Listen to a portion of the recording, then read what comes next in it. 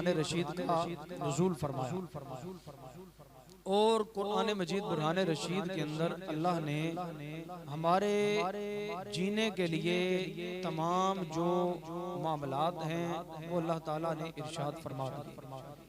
अब ये जो अमानत का जिक्र किया गया है ये एक बड़ी मखसूस चीज़ है, बड़ी ज़रूरी चीज़ है। जैसे इंसान दुनिया के अंदर आया तो दुनिया के अंदर आकर इंसान ने लेन देन करना है, जिंदगी गुजारनी है, तो इसके अंदर इंसान मुसलमान किसी से कोई चीज़ लेगा भी, किसी को कोई चीज़ देगा भी। तो अब जनाब मोहतरम अल्लाह तबारक व तआला ने अब लेन देन के बारे में पारा नंबर 5 के अंदर सूरह मायदा के अंदर इरशाद फरमा दिया कि इन्नल्लाह यअमुरुकुम, अल्लाह ताला हुक्म देता है अन तुअद्दुल अमानात इला अहलिहा, कि जिनकी तुमने अमानतें ली हैं उनको उनकी अमानतें वापस लौटाओ।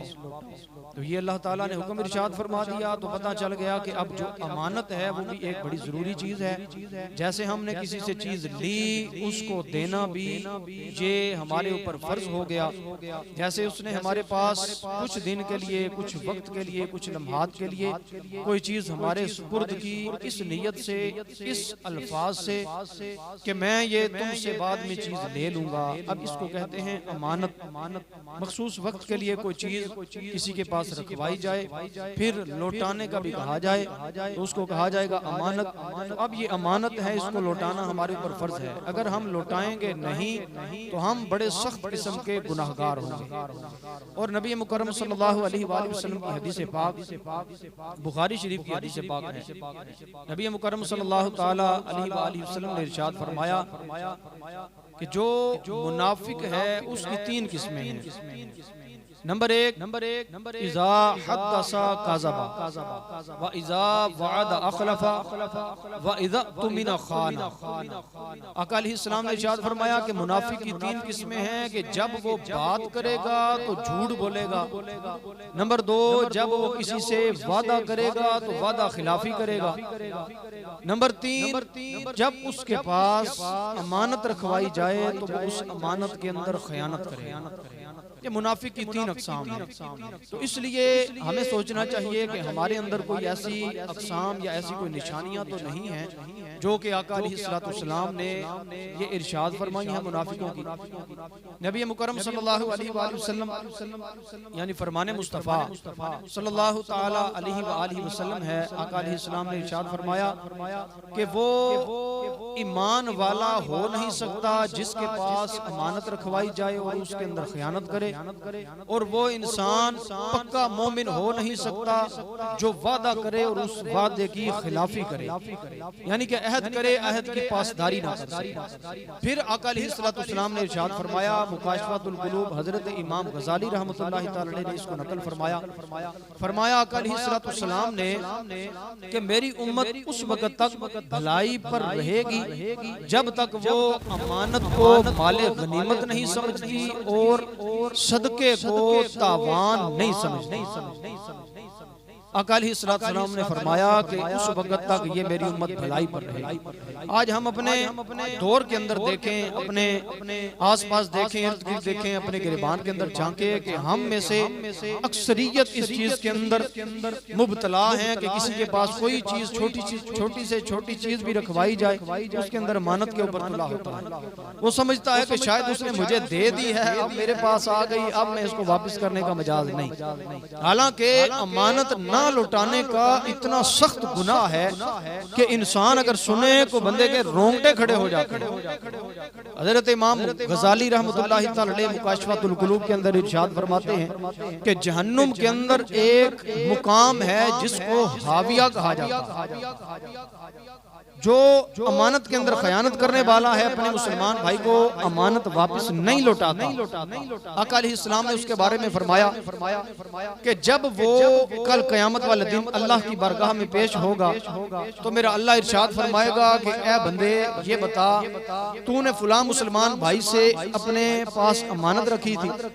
वो अर्ज करेगा बेशक बारी ताला। मेरा अल्लाह फरमाएगा क्या तूने उसको वापस लौटाई? वो अर्ज करेगा नहीं। मेरा अल्लाह फरमाएगा जाओ जहन्नुम के मुकामे हाविया के अंदर वो जो अमानत है वो पड़ी हुई है, उसको उठा और अपने मुसलमान भाई के सुपुर्द कर। मेरे आका अलैहिस्सलाम ने इरशाद फरमाया कि फिर वो जहन्नुम के किनारे से चलना शुरू होगा।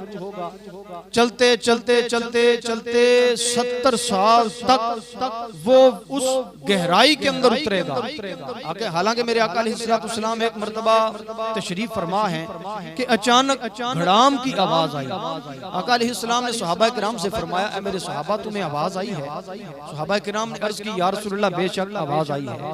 अब आका अलैहिस्सलाम ने फरमाया कि ये जहन्नुम की गहराई के अंदर एक पत्थर गिरा है और इस पत्थर को आज से 70 साल पहले जहन्नुम के किनारे से गिराया गया था, जो 70 साल बाद आज जाकर जहन्नुम की गहराई में गिर गया।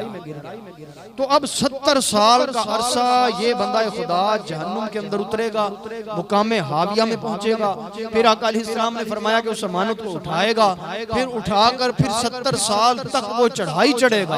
फिर जब वो जहन्नुम के किनारे पर पहुंचेगा, अल्लाह के हुक्म से उसका पांव फिसलेगा। वो और उसकी अमानत जो उसने सुपुर्दे मुसलमान करनी थी, वो दोनों उसी मुकामे हाविया के अंदर जाकर दोबारा गिर जाएंगे। वो 70 साल में नीचे गिरेंगे, फिर वो अमानत उठाएगा, फिर चढ़ना शुरू करेगा। फिर जब किनारे पर पहुंचेगा, फिर उसका अल्लाह के हुक्म से उसका पांव फिसलेगा। फिर वो मुकामे हाविया में जब तक अल्लाह चाहेगा इस बंदा खुदा के साथ यूं ही होता रहेगा, ये इसी अजाब के अंदर मुब्तला रहेगा। वो मेरे मुसलमान भाई कभी याद कर कि अगर हमने किसी की अमानत ली है, अल्लाह ना करे अगर हमें कयामत वाले दिन इसी अजाब के अंदर मुब्तला कर दिया गया तो हमारा क्या बनेगा। तो इसलिए हम उस नबी के गुलाम हैं कि जिनको ऐलान नबूवत से पहले ही काफिरों के जुबान से अमीन कहा जाता, यानी कि अमानतदार का लक़ब दिया जाता। हम तो उस नबी अलैहिस्सलाम के मानने वाले हैं, उनका कलिमा पढ़ने वाले हैं कि जिनको काफिर भी तस्लीम करते थे कि ये जो मोहम्मद हैं, अगर किसी ने फैसला करवाना हो या अमानतें रखवानी हो, मक्के के अंदर कोई सरदार बड़ा भी, बड़े से बड़ा सरदार भी कोई ऐसा नहीं जिसके पास अमानतें रखवाई जाएं। अगर कोई है नजर में तो वो सिर्फ एक मोहम्मद मुस्तफा की ज़ात गिरामी। तो इसलिए कोशिश ये करे कि किसी की अमानत ना खाए, बल्कि जिसकी अमानत ले उसको वापस लौटाए। यार ये 4 दिन की दुनिया है। जैसे मियां मोहम्मद बख्श रहमतुल्लाहि तआला अलैह बड़ी खूबसूरत बात इरशाद फरमाते हैं, क्या फरमाया, ना कर बंदे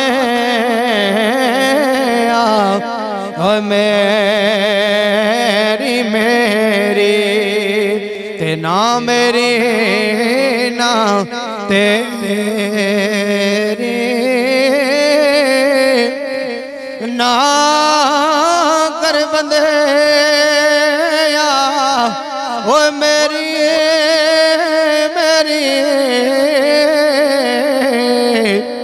ओए ना मेरी ना तेरी। 4 दिना दा मेला दुनिया फिर मिटे दे तेरी।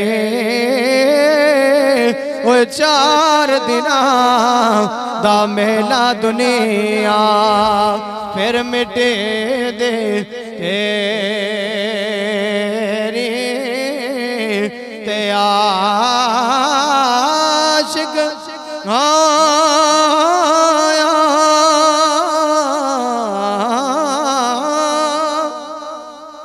हजरत मियां मोहम्मद बख्श रहमतुल्लाह तआला अलैह फरमाते हैं, वो न्यों लगाया वो हुस्न तेना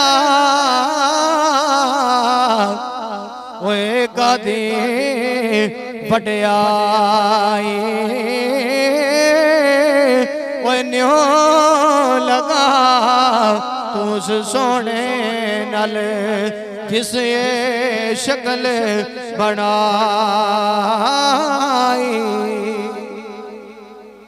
जनाब मोहतरम मेरे मुस्तफा करीम नु अमानतदार अमीन किवें पिया कहा जाता है? मेरे मुस्तफा करीम आप जनाब मोहतरम आप दे मक्कातुल मुकर्रमा दे अंदर अजे तक मेरे आका करीम ने ऐलान नबूवत नहीं फरमाया।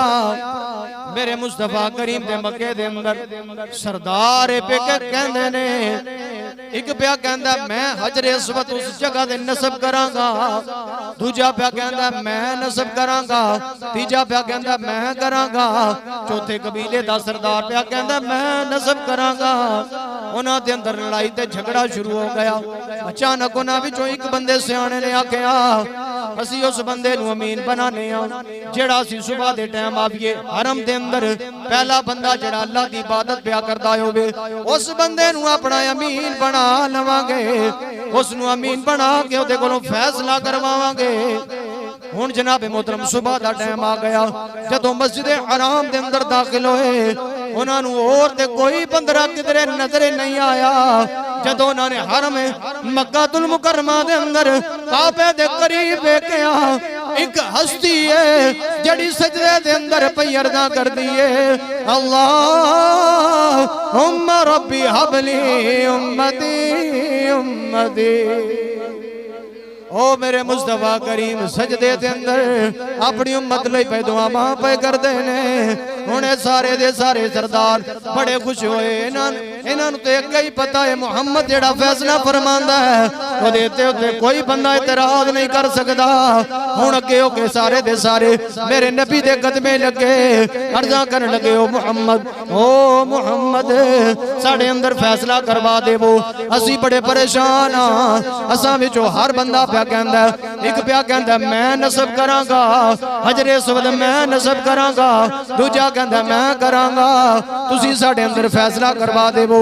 मेरे मुस्तफा करीम ने इरशाद फरमाया कोई बड़ा मसला नहीं, मैं तुहाडे अंदर फैसला करवाना। मेरे आका करीम ने अपने मुबारक मोढियां दे उत्तों अपनी सोहनी सोहनी चादर उतारी है जमीन ते बिछाई गए हजरे अस्वद नूं दे दरम्यान दे अंदर रखया। एक सरदार नूं आख्या एक कोना पकड़ लै, दूजे नूं आख्या दूजा कोना पकड़ लै, तीजे नूं दूजा पकड़ाया, चौथे नूं चौथा पड़ा गया। हुण चारे सरदार इन्हां कोनियां नूं उठावो मक्कातुल काबातुल्लाह दे कोने दे कोल लेके आ जावो। सारियां ने एक कोना पकड़िया उठाया, उठा के कोने दे अंदर पहुंचे रहे। वो जदों कोने दे अंदर पहुंचे मेरे मुस्तफा करीम ने अपने मुबारक हाथां दे नाल उस हजरे अस्वद नूं उठा के उस काबातुल्लाह दे कोने दे अंदर नस्ब करके वो आख्या वो जिदा कोई भी फैसला नहीं करदा तो मुहम्मद ओदे फैसले करन वास्ते दुनिया विच आया। इसे वास्ते शायर पे कहंदा सोने दा जवाब कोई नहीं, ओ सोने दा जवाब कोई नहीं, ओए कर्म दा हिसाब कोई नहीं, कोई नहीं कर्म दा हिसाब कोई नहीं। और तेरिया दे विच जो मर गया वो देते अज़ाब कोई नहीं, वो देते अज़ाब कोई, क्योंकि सोने दा जवाब कोई, मिलके पढ़ लवो सोने दा जवाब कोई। मेरे मुस्तफ़ा करीम सल्लल्लाहु अलैहि वसल्लम के पास जब आपने हिजरत नहीं फरमाई उससे पहले सारे के सारे काफिर आपके पास अमानतें रखवाया करते थे। और बाद लोग ये बात कहते हैं कि आका अलैहिस्सलाम बड़े माज़अल्लाह गरीब थे, ये उनकी बातें हैं। यार आप अगर हम अपने मोहल्लों के अंदर देखें सबसे जो गरीब आदमी हो बिल्कुल गरीब आदमी हो, क्या कोई अमीर आदमी उसके पास अपनी अमानत रखवाना गवारा करेगा?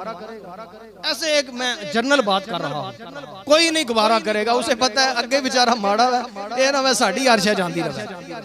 तो ये क्या है, ये हमारे मुआशरे का हाल है।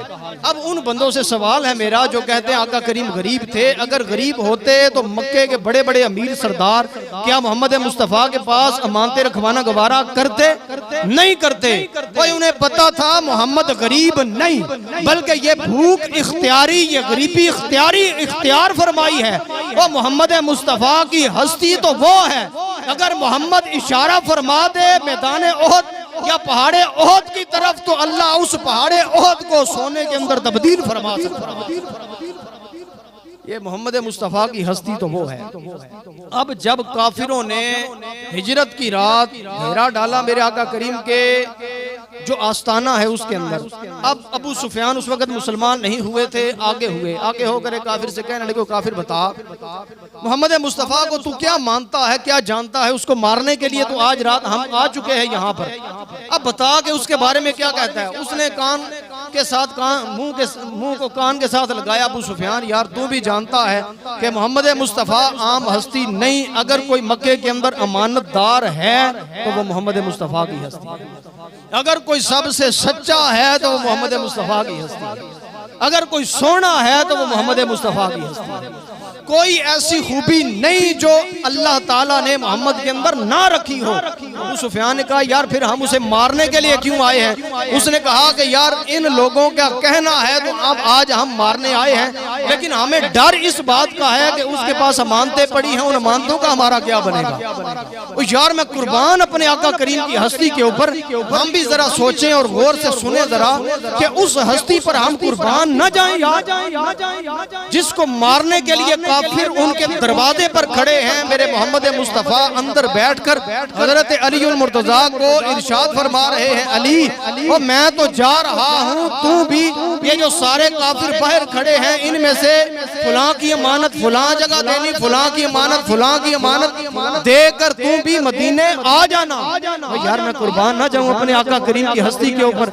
आज हमें कोई मारने के ऊपर तुले तो सही, हम अमानत क्या, अगर किसी बंदे के कब्जा करना पड़ जाए हम कब्जा भी कर लेंगे, लेकिन यार मैं कुर्बान अपने आका करीम की हस्ती के ऊपर। वो आका करीम जिनको मारने के लिए काफिर बाहर खड़े हैं, अंदर बैठकर नसीहत क्या फरमाते हैं, अली किसी की अमानत खानी नहीं, बल्कि मोहम्मद का हुक्म है सबको अमानतें लौटा कर मदीने में आ जाए। अब हजरत अली उल मुर्तजा का अंदाजे काम देखिए, आपने कैसे अमानतें लौटाई। मेरे आका करीम तशरीफ ले गए। जब हजरत अली उल मुर्तजा ने अमानतें उठाई, अमानतें उठाकर हजरत अली उल मुर्तजा ने अब जिन जिन का नाम आका अलैहिस्सलाम ने दर्ज फरमाया था उन सब को अमानतें देना शुरू फरमाई। अब बड़े हैरान काफिर, यार वो तो मोहम्मद थे, अली भी ऐसा, लेकिन क्या करें अब कलमा जो अली ने उनका पढ़ा हुआ, फिर अली अली ना हुआ जो अमानतें अली खा जाए। यही बात उन काफिरों ने कही, अली तू तो चाह सकता था कि ये सारी अमानतें मोहम्मद मुस्तफ़ा तो चले गए, वो कौन सा देख रहे हैं, तू अमानतें लेकर मदीने में चला जा। इतनी इतनी भारी और इतनी इतनी कीमती अमानतें हैं, इतना पैसा है, सोना है, चांदी है, ये लेकर चला जा, तुझे कौन पूछ सकता है। हजरत अली उल मुर्तजा ने क्या फरमाया, ओए हजरत अली उल मुर्तजा ऐसा नहीं, क्योंकि मेरे मुस्तफ़ा करीम ने फरमाया था कि मैं इल्म का शहर हूँ, अली उसका दरवाजा है। और अगर दरवाजा किसी ने देखना हो तो सबसे पहले शहर देखना हो, सबसे पहले दरवाजा देखेगा। अगर आप में से किसी ने सच्चा या अमानतदार देखना हो वो अली को देखकर अंदाजा हो जाना चाहिए कि दुनिया के अंदर अगर किसी ने सच्चा अमानतदार देखना हो वो जो अली को देखेगा उसे मोहम्मद का खुद ब खुद पता चल जाए।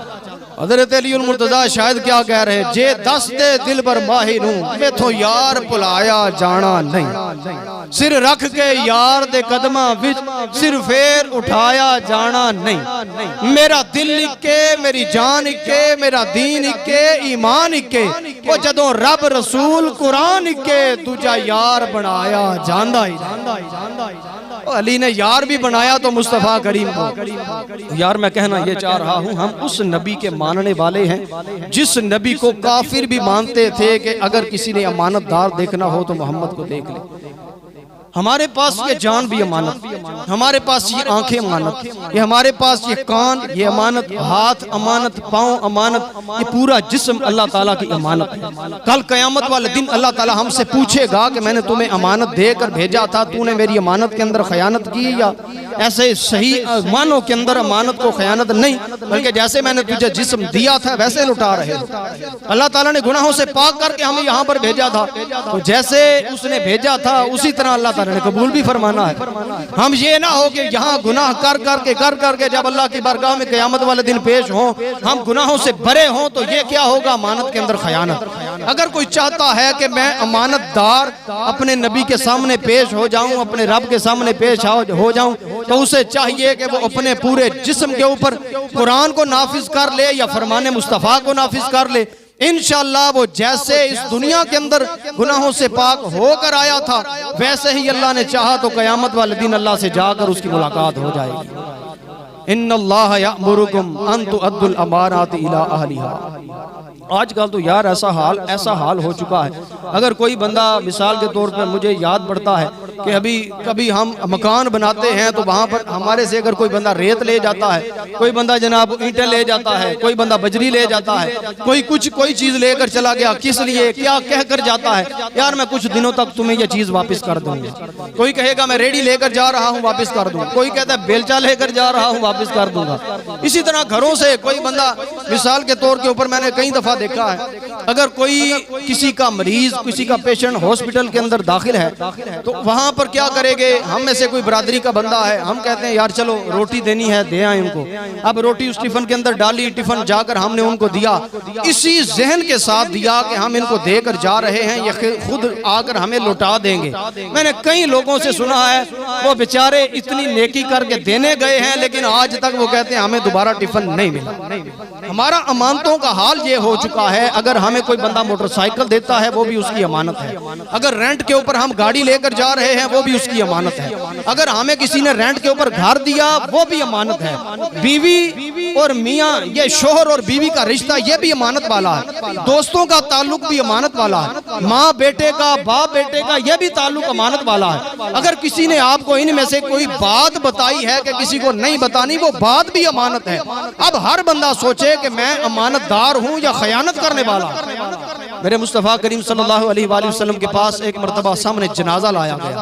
आका अलैहिस्सलाम ने फरमाया कि इसके ऊपर कोई कर्ज तो नहीं। अर्ज किया गया या रसूलल्लाह नहीं। आका अलैहिस्सलाम ने जनाजा पढ़ाया। दूसरा लाया गया, फरमाया इसके ऊपर कर्ज तो नहीं। अर्ज किया गया या रसूलल्लाह है। एक बंदा खड़ा हुआ, या रसूलल्लाह मैं इसके कर्ज देने का ऐलान करता हूँ। आका अलैहिस्सलाम ने पढ़ाया। तीसरा जनाजा जब लाया गया तो आका अलैहिस्सलाम ने फरमाया इसके ऊपर कर्ज तो नहीं। अब कहा गया या रसूलल्लाह इसके ऊपर कर्ज है। कोई बंदा उसका कर्ज अदा करने के लिए तैयार ना हुआ, आका अलैहिस्सलाम ने उस बंदे का जनाजा पढ़ाने से इनकार कर दिया। अब हम सोचें कि हम कहीं कर्ज लेकर अमानत लेकर कहीं मुकर तो नहीं गए। अल्लाह ताला हम सबको हर बुरे काम से महफूज फरमाए, अमानत के अंदर खयानत ना करने की अल्लाह ताला तौफीक अता फरमाए। आमीन बिजाहिन नबील अमीन व मा अलैना इल्लल बलागुल मुबीन।